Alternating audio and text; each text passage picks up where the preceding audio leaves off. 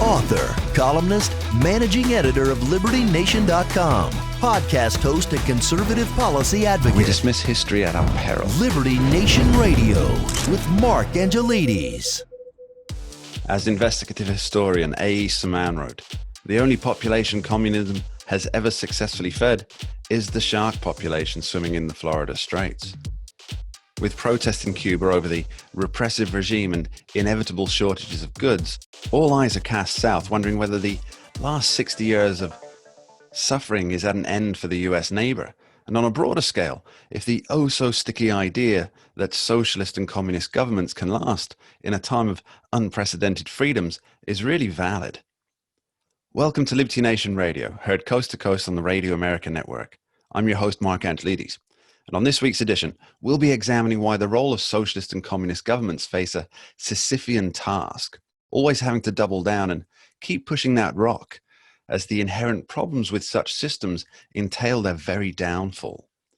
We'll also be speaking with economics guru Andrew Moran to discover why, when a government controls the economy and the means of production, these belabored nations just can't seem to make ends meet. Also on today's show, we'll be discussing the history, the present conditions, the protests, and of course the future for the Cuban people. How long will the citizens last against this regime? Is this a real Cuban spring? What help will the US government provide, if any?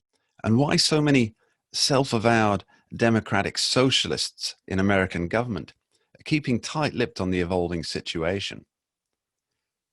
LibertyNation.com is a proud sponsor of the Liberty Nation radio show. Check out LibertyNation.com for all your conservatarian needs, original news and articles, videos, podcasts, LN Radio, and their signature TV program, The Conservative Five, all on LibertyNation.com. Conservative news, where truth matters. For more than 6 decades, the people of Cuba have been living a life of shortages, of oppression, and of one disaster after another. Desperate souls have boarded unstable rafts, risking their lives to head 90 miles north to the United States of America. And yet notable voices in American politics have blamed the US for the current predicament. Not to be outdone, a fast-dissolving narrative in the Fourth Estate attempted to paint the recent protests as a response to coronavirus. So what's the truth behind these present chaotic scenes? To help us unravel the conflicting narratives, we're joined by Liberty Nation's editor-in-chief, Lisa K. Donner. Welcome, Lisa. Thanks for being here. Hi, Mark. Now, in your opinion, which of these stories is correct? Are the Cuban people responding to COVID, American sanctions, or the communist government? Actually, I think it was, can I choose none of the above? Absolutely. I think it, and there is some evidence to suggest that it was a music video that inspired the uprising in Cuba. It's called Patria y Vida, which means homeland and life. Homeland and life. That's direct contradiction of the homeland or death, which is so commonly used in communist countries. Is that right? Exactly. And it's fascinating that the video begins with a picture of longtime Cuban hero, and you might want to know, poet and martyr Jose Marti. Yeah. And Jose Marti is on the face of a coin, and the coin burns away to reveal the picture of George Washington. So nowhere in the video do they talk about COVID. There were a few lyrics that I jotted down for you. Would you like to hear them? I'd love to, please, yes. No more lies. My people ask for freedom, not more doctrine. It's over. Your time has expired. The silence has been broken. So the establishment media, I watched some of the coverage, it was totally appalling. Protesting, quote, shortages of the COVID vaccine, food and gas. Hello, these people are crying for freedom. I think to reduce their cause to a shortage of commodities is to miss the essence of the Cuban people's message, Mark. I think so too, yeah. I mean, it's not as though for the last 62 years, I believe it is, they haven't had food shortages. It's almost, unless you're a rich foreigner on a junket paid for by a political party in the United States, not naming names, it seems that your food is always in short supply. So, I mean, it's difficult for many to equate right now what's happening in Cuba, not to equate it with the Arab Spring movements that we witnessed just a few short years ago. Is this the case, or is it a flash in the pan that will eventually just subside into the next semi-revolt? And where does the evidence point on this? Well, I thought it was quite interesting that today the announcement was made by the Diaz-Canel communist government. The travelers to Cuba will now be permitted to bring as much food and medicine as they want without paying duty. So scrapping the import duties is kind of a double-edged sword for a communist government because it signals to the protesters that they at least got something out of their uprising. In other words, will people en masse see it as worth it and try it again? I don't see this as a status-changing event for Cubans, but the struggle for freedom and liberty, as we know, Mark, is eternal. Absolutely. I mean, I think one of the major aspects here, and this is something that very much applies in both your country and mine in terms of internet censorship, which we've seen so much of over the last few years. And the Cuban authorities, they shut down large parts of the internet, presumably for one of two reasons. One, to stop people organizing, and two, to avoid the international, let's call it access or oversight that comes with all the videos that we see and the photos that we see. And now you've got politicians, namely Senator Marco Rubio, for one, who wants America to grant satellite access for internet to the island, essentially bypassing the regime. Do you think that's going to happen or not? Well, I don't know, but satellite capabilities would be nice. But frankly, Mark, I think some guns in the hands of Cuban freedom fighters would come in handy this week. Of course, the U.S. has tried that before with a disastrous result. But honestly, I don't see the internet as the end all and the be all, especially against a hardcore communist regime as Cuba. No, what they need are arms. That was actually Batista's downfall. Yes. Though he put Castro in prison for a while, he never managed to get the guns out of the hands of the revolutionaries. I remember one man liberated from a communist country, and he said to me, first they took away our guns, and then they put us all in jail. That is a story that has been told how many times? It's almost axiomatic with these communist and socialist countries. First they take away the guns, then come the prisons. It's like a roadmap that we should be seeing, that everybody should be aware of, but it seems that so many in politics are trying to change the map and say, this doesn't happen. We can protect you. Well, I think that's why people in the United States are so serious about the Second Amendment. Absolutely. I mean, also, there's a lot of things that America has to offer the entire world. It's the only country that has a written constitution that guarantees your right to free speech. That doesn't exist anywhere else in the world. That guarantees your right to bear arms for protection, both against anything that anybody who may choose to cause you harm, but also and specifically a government that goes for tyrannical overreach. These are unique things, and we see this. We've seen the pictures in Cuba of people waving the stars and stripes, and we saw it in Hong Kong too. They were waving the stars and stripes. This is that flag represents so much. Even though we have so many people in the United States who wish to denigrate the flag or turn their back on the flag, to the rest of the world, it means the world to the rest of the world. Do you think that America today, with what's happening, still represents the values inherent in that flag? Well, the U.S. is an inspiration for sure. Unfortunately, this Cuban uprising landed during a time when the Democrats are in power. I think if Trump were in the Oval Office, U.S. reaction might be a bit different. I reckon so, yeah. I mean, I'm fascinated by Alejandro Mayorkas, the Department of Homeland Security head, who told the Cubans in no uncertain terms that they must not come to America. Why, when it seems to be, it's open borders for literally everybody else. Do you think that he's making this distinction? I mean, on the one hand, the Biden administration appears to be encouraging folks who face, let's call it just economic stress, that this is the new barrier to pass, that you're facing economic stress, but they're denying those who are actual genuine refugees and asylum seekers. It makes a mockery of the asylum system, especially by the commonly accepted international standard, right? Well, with all due respect, Mayorkas is an idiot. I mean, first of all, open borders don't help the people of Cuba. It's very difficult to overthrow communism while locked on an island. The topography of Cuba is not their friend, and it's always been a stumbling block. Where's there to go except for shark-infested waters?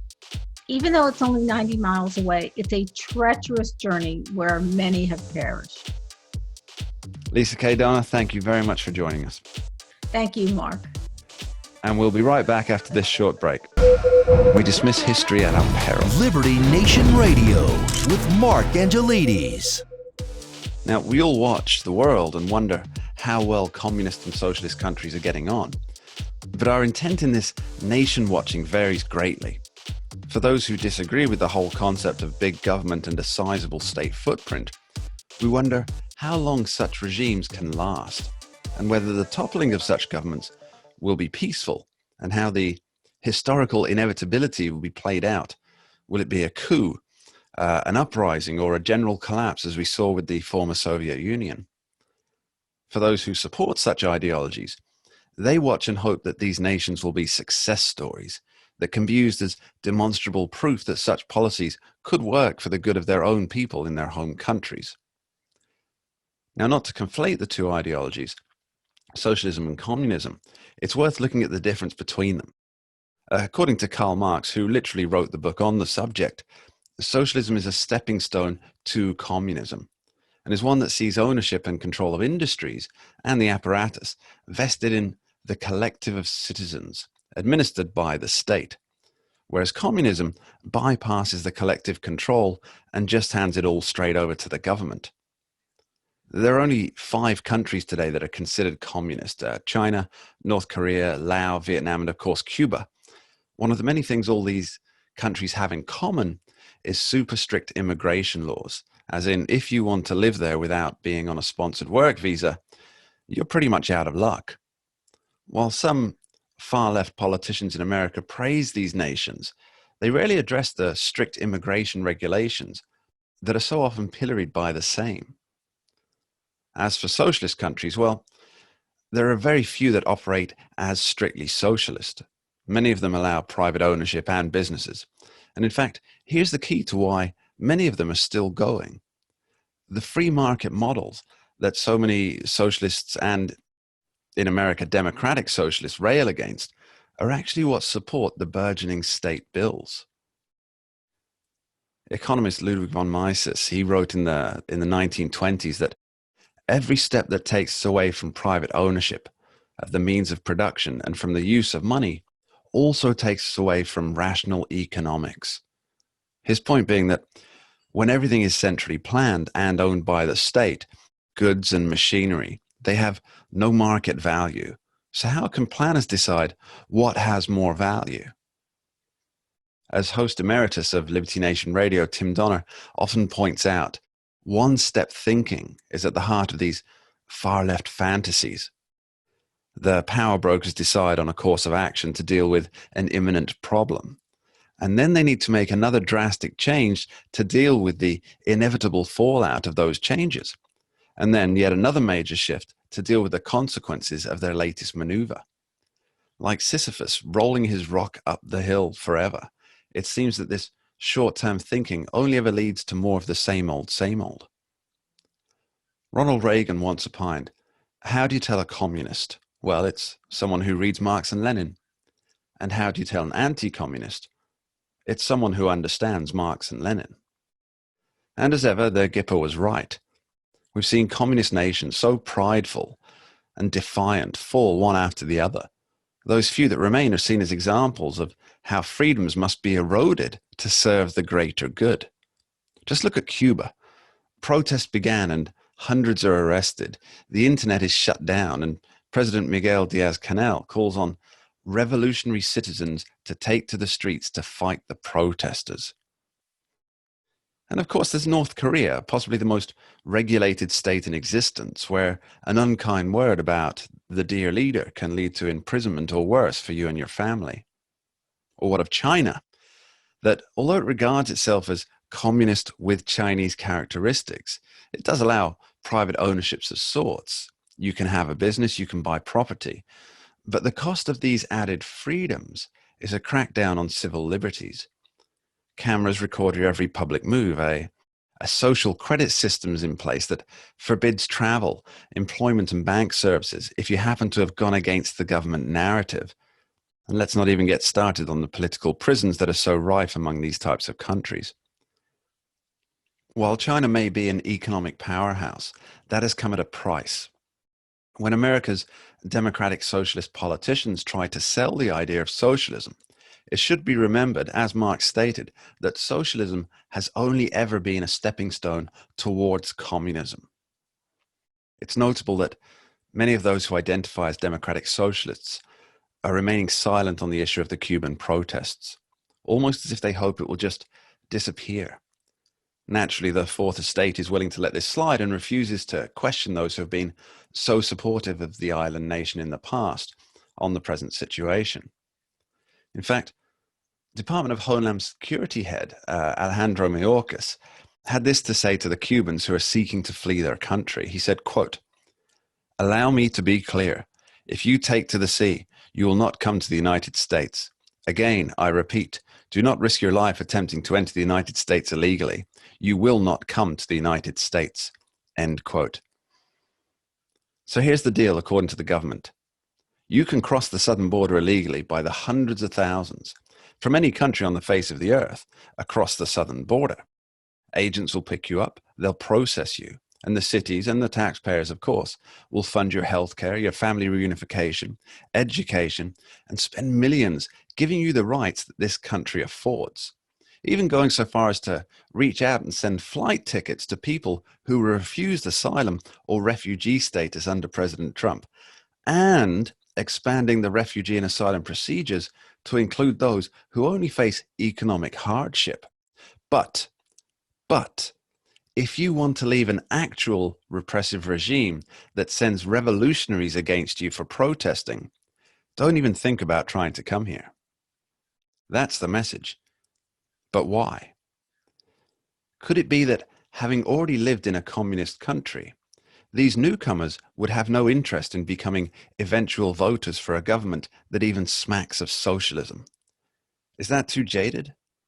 That the benefits and freedoms afforded in America are refused to those who would vote to continue them? As Karl Marx himself wrote in the Communist Manifesto, quote, "It's high time that communists should openly, in the face of the whole world, publish their views, their aims, their tendencies, and meet this nursery tale of the spectre of communism with a manifesto of the party itself." End quote. But the proto-communists in America dare not. For if they understand one thing only, it's that the American people value, above all things, freedom. And sadly, for the people of the world who live under this spectre of communism, freedom and this particular ideology are mutually exclusive. We dismiss history at our peril. Liberty Nation Radio with Mark Angelides. Welcome back to Liberty Nation Radio on the Radio America Network. Well, we've heard all the stories and the arguments from America's democratic socialists on why and how a form of socialism could work just fine in the United States, despite all historic evidence to the contrary. To delve into the economic falsehoods and foibles, we're joined by economics guru and Liberty Nation writer, Andrew Moran. Welcome, Andrew. Thank you for having me. Well, Andrew, with the recent events in Cuba, it's noticeable that certain members of the Democratic Party, specifically those who identify as democratic socialists, are remaining very, very quiet, almost as though they were naughty children who've been found with their hands in the proverbial cookie jar. Now, tell me, Andrew, is there a noticeable difference between what these self-proclaimed democratic socialists are calling for and what actually happens in the countries that are, in practice, socialist? Well, everything that the democratic socialists want is what Cuba has: free healthcare, free cradle-to-grave education, a government that embraces currency devaluation that generate a modicum of economic growth, which is, comparable to the modern monetary theory, or MMT, that many of the radical leftists are championing. The chief problem with America's socialists is that they promise endless fruit without even discussing if it's rotten. It's all positive without any of the consequences. And what you're seeing in Cuba for all these years is that rotten fruit, but leftists don't want to eat it. They don't want to move down there. They don't want to embrace it. They don't want to live through it. They just think it's a socialist paradise, like they thought Venezuela was for after all these years. And of course, you also see the authoritarian tendencies of these socialist governments. In 2008, for example, Cuba introduced a private property measure inside of their constitution. Sounds great on the surface. When we dive deeper into it, policymakers still have control over regulation of what you can do on that land, what can be produced in that land. So it's comparable to these democratic socialists who claim that they still support private property, but at the same time they complain about how housing is commodified and real estate shouldn't be investment. So this democratic socialists in Cuba, they want quasi private property. So it's really talking out of both sides of your mouth with the democratic socialists in the United States and the socialists in Cuba. Two sides of the same coin by the looks of it, Andrew. So from an economic standpoint, what issues is Cuba facing right now? And perhaps more importantly, do they have the mechanisms in place with their constitution, their legal structures within the ideology to fix them? Or will they have to break out of the ideology, much as China did, to more embrace a free market method? Well, do you have a Cuban cigar? Because we can go on all day for what's wrong with Cuba. And you have food shortages from the rampant price controls and the assault on private property. You have price inflation that's spiked around 900%. You have the peso that has been devalued by 1/4 this year. You have a lack of medical supplies. The healthcare infrastructure is dilapidated. I recently wrote about this. So just to put this into perspective, there's an outbreak of scabies going on. But the medical providers don't have antibiotics and the topical medicines that treat it. It's exactly what's happening in Venezuela. It's remarkable to see it. Now, do they have mechanisms? Not really. Most of the country's food had been imported. The country, once again, the price controls, and the president said that he will not remove them. So private property is still a joke. So, and a lot of the left will say, okay, well, the trade embargo is a significant issue of what's going on in Cuba. But from all the reports I've read, a lot of the entrepreneurs in Cuba say that it's the government's policies that are contributing far more to the destitution unfolding in Cuba than it is, the trade embargo that was heightened under the previous U.S. administration.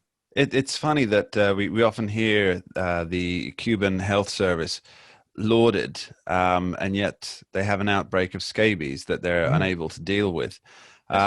You'd imagine if the population were as well educated I'm not saying they're not well educated, but if they were educated and had the ability and the opportunity to actually create antibiotics, you'd imagine they'd do it, especially as this is not a recent problem for them. Now, let's dig a little deeper into what the historical record tells us about countries that operate under these types of systems. Can you give me the Cliff Notes version, please?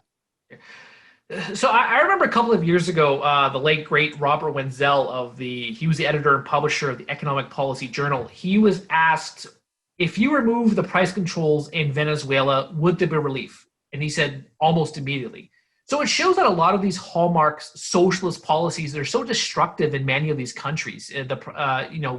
Argentina, Venezuela, Lebanon, Colombia, Zimbabwe, all these socialist countries employ the exact same policies and have the exact same results. It's pretty telling how all of these socialist mechanisms are destructive. If I may, I would like to paraphrase the legendary economist Milton Friedman. He would say that the socialists may not know much, but they know how to produce a shortage or a surplus. And Nicolas Maduro, the new president of Cuba, the Lebanese prime minister, all these people are going for the same Marxist playbook, not seeing any change whatsoever. Let's jump quickly into that about price controls. How does that work? It's not literally just the government saying bread must be sold for X per loaf. Or is it? No. That's what the government does. The government does put those maximum prices on all their products. So in Cuba, they have the price controls on a lot of their foods, and therefore, people can't really produce much because they can't turn a profit from producing those goods. Venezuela had the same thing, whether it's flour, bread, cornstarch, whatever the case.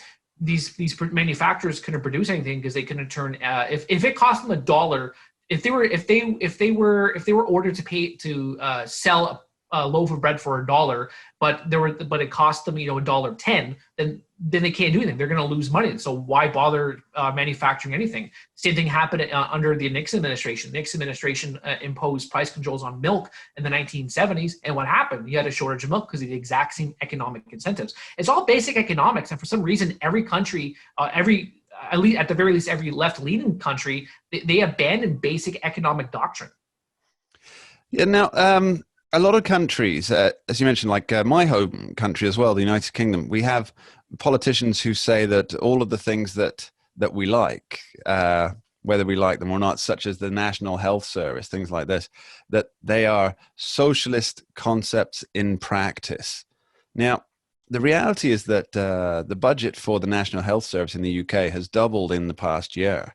And it just seems to be a monster that insists on being fed. Now, Cuba has a similar health service with all operators being government run. Now, when politicians, they espouse this type of thinking, are they being disingenuous? Are they lying to just further the socialist cause? Because it seems to me that without the free market support structures footing the bill for these health services, these national health services, we just couldn't afford the burden. Yeah, I refer to it as creeping socialism. You have the ratchet effect where you have one socialist program, and then in order to cure the failures of that socialist program, you impose even more socialism to somehow provides a modicum of relief. But as you said, it's comical when all these leftists they say there should be no billionaires. But who do you think pay for things like the National Health Service or all these other big government progressive programs in the United States, Canada, England, whatever the case? In the United States, if you comb through all the U.S. IRS data, it's a top 5% of income earners that pay most of the country's tax bills. So you're right. This guy claims that these programs save money. They're monsters that need to be routinely fed. The problem with all of these programs is they start small, and then they metastasize, they balloon. And before you know it, they grow and grow and grow and require new taxes to pay for all of these projects. And it never ends. It's comparable to every tax proposal. Every politician says, okay, we need this new tax just to pay for this. It's just gonna be 0.25%. But then as time goes by, it expands to 0.5%, and it keeps building. And in socialism, once a policy fails, leaders think, okay, I can solve this with another government boondoggle that's going to mask the problem of the first one, and it just everything becomes more destructive, and it ruins everything. Before you know it, the whole country's in ruins. The Sisyphean efforts of tax collectors, right? Yes. Now, final question for you, Andrew. What do you predict for the Cuban economy, and more importantly, the Cuban people going forward? Are there any bright lights on the horizon? Well, I'm generally a skeptic, so I'm going to say no, there isn't a light on the horizon. I'm usually cynical of uprising, mainly because a lot of these anti-government demonstrations, whether it's in Latin America, Africa, Asia, whatever the case, they're not free market uprisings. They still want government control of somewhat. It's just there's no difference about it. What happened in the aftermath of the Arab Spring? Not much. What happened during the protests in Venezuela last year? Not too much, except more empanadas for Nicolas Maduro. I'm especially cynical if there's any evidence whatsoever of neoconservatives being involved. So far, I haven't delved too much into it. So who knows if neocons have any footprints in the Cuban demonstrations going on. I will say that I'm pretty sure the Cuban government is very grateful that that Atlantic storm is brewing that could hit landfall in Cuba soon. So that could either postpone the inevitable, or that could wipe out the demonstrators, whatever. And so I think you just need to give it time. The events unfolding in Cuba are still relatively young, so things could change in the next month. I hope it will lead to something good. Hope it will lead to a different regime or more of a free market oriented economy. But I'm doubtful. One follow-up question here, Andrew, from yes. me. You use the term free market a lot, which yes. is really what capitalism is. And I think that the term capitalist itself was invented by enemies of free markets, correct? Yes. Now it was invented by Karl Marx. Yep. Now, there was a poll that you discussed on a recent Liberty Nation television with Jeff Charles, where I'm not sure of the figures here, but it was the younger generations were very much against capitalism. Is that correct? What were the numbers there? Yeah, so from my recollection, it was a slim majority. I think it was 54% of young Americans were in favor of socialism and 49% were against capitalism. Now, that particular poll, was it presented as, do you favor or disfavor capitalism? Using the word capitalism. There were two different questions. It was what is your view on capitalism and what is your view on socialism? Do you have a favorable or a disfavorable view of capitalism, and you have a favorable or disfavorable view of socialism? I want to thank Andrew Moran for being here with the Economic Insight, and we'll be right back after this short break. We dismiss history at our peril. Liberty Nation Radio with Mark Angelides. Welcome back to Liberty Nation Radio on the Radio America Network. One of the hallmarks of a communist regime is that although votes are allowed, there's only ever one party choice on the ballot. When Cuba attempted to deal with rising frustrations with the Castro regime, a frontman was put in place, President Manuel Diaz-Canel. Meet the new boss, same as the old boss. The people are denied the right to choose their representatives in any realistic or meaningful way. And of course, that comes with voting restrictions and laws, a situation that many say is being echoed in the United States. As President Joe Biden declares the efforts of Republican-led states to enforce or add new voting laws as Jim Crow 2.0. Is this merely a useful catchphrase to obfuscate actual reform? Or is he in some ways right? To help us unravel this election entropy, we're joined by podcaster and author Jeff Charles. Welcome, Jeff. Hey, thanks for having me on. Well, first, let's start with a little background. What are the voting laws that are being so demonized by the political left? And are they as bad as the characters on Capitol Hill are actually making out? Yeah, well, what's interesting about these laws is that, I mean, when they're talking about Jim Crow 2.0 and all that, you know, all the other crap that they talk about, they're talking about laws and measures that already exist in many blue-leaning states, in democratically run states. So, I mean, we're talking about things like voter ID. That's always been a source of contention over the past few decades, although they have in recent years kind of backed off of that a little bit, maybe because they realized that the lies that they were telling about voter ID weren't working.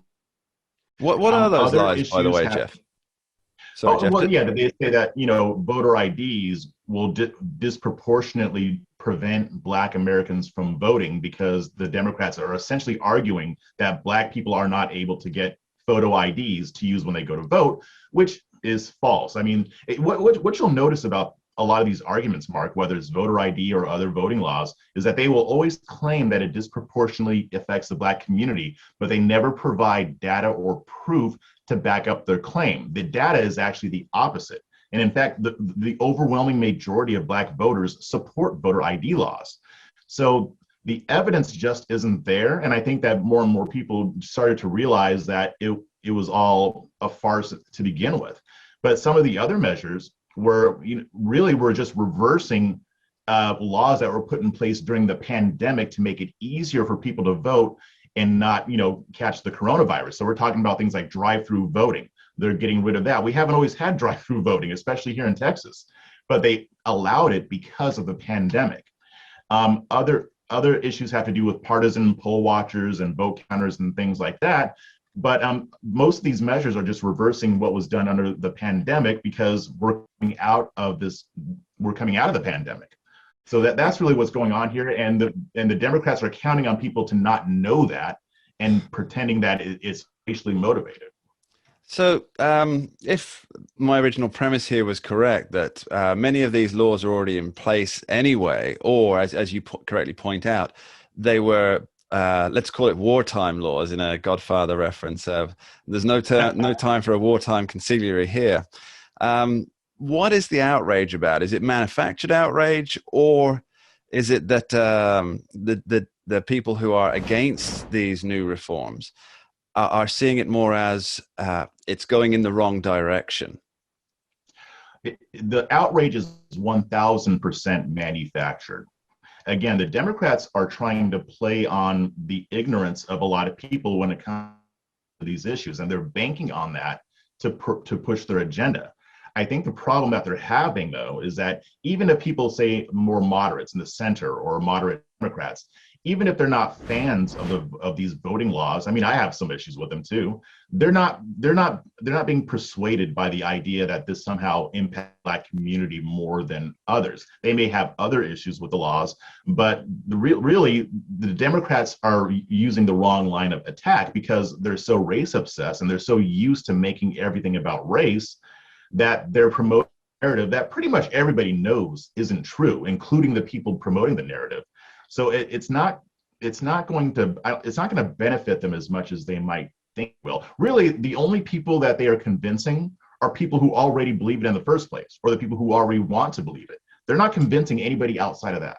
Preaching to the choir. So in your opinion, when Joe Biden says that these new laws are Jim Crow 2.0, and it's great, I mean, it rhymes, so that's all that really counts for political substance nowadays. But is he right, wrong, or merely hyperbolic? He is manipulative, and he is essentially glomming onto the narrative that the left is promoting. See, here's the thing about the Democrats. They show over and over again that they don't care about the Black community, and they don't even respect us. They don't even respect the Black community because they're conjuring images of Jim Crow. They're using what we call Black trauma to manipulate people into thinking that we're being victimized here. And the idea that this is Jim Crow 2.0 is absurd, and everybody knows it, but they do it anyway. Like, you heard the recent story of these Texas Democratic lawmakers fleeing to the Capitol. What did they do when they got there? They went and sang off key. They sang a song called "We Shall Overcome," which is an iconic song that comes from the civil rights movement.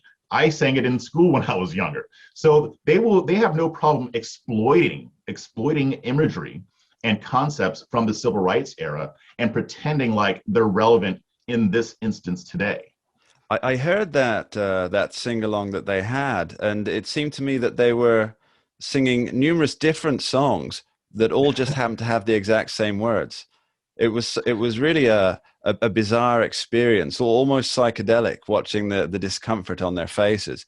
Now, Jeff, you've written a lot about how the outreach to Black voters from both the left and the right has been fraught with errors, and in many ways patronizing efforts. Care to elaborate? Yeah, sure. I mean, on the left, and the left is in a different position because they don't have to be as effective with their messaging because they already have the Black vote, because they don't have competition. But they do things like, if you remember, during the George Floyd controversy, the Democrats in the House were kneeling in the Capitol building wearing kente cloths. They do a lot of stuff that is cringe even to Black people who vote Democrat. So they're not always in the know when it comes to what the Black community wants, but at the local level, they do a very good job. They just don't do a good job at actually governing. However, on the right, we don't give them any competition. In most cases, we don't even campaign or run candidates at the local level in cities like Chicago or Baltimore or other areas with high Black populations. And on top of that, if you look at the conservative movement and a lot of conservative media and certain personalities, the message that they have about the Black community is demeaning, it's deceptive, it relies a lot on stereotypes, and it's not really even designed for a Black audience. So, the left doesn't have to do much with their messaging because they know that they don't have any real competition from the right. Jeff Charles, thank you very much. And that's all we have time for on this week's Liberty Nation Radio. I want to thank our guests, Lisa K. Donner, Jeff Charles, and Andrew Moran. And most of all, I want to thank you, the listener. Thanks for being here. I'm your host, Mark Angelides. As ever, I wish you the very best in your constant pursuit of liberty, freedom, and happiness. We dismiss history at our peril. Liberty Nation Radio with Mark Angelides. Who are we? We are Americans that believe in liberty. We are a project of the nonprofit One Generation Away. We are patriots who apply the founding principles to the issues of today. And they keep moving the goalposts on us. We are educators and commentators who love America and the Constitution. Who are we? We are Liberty Nation.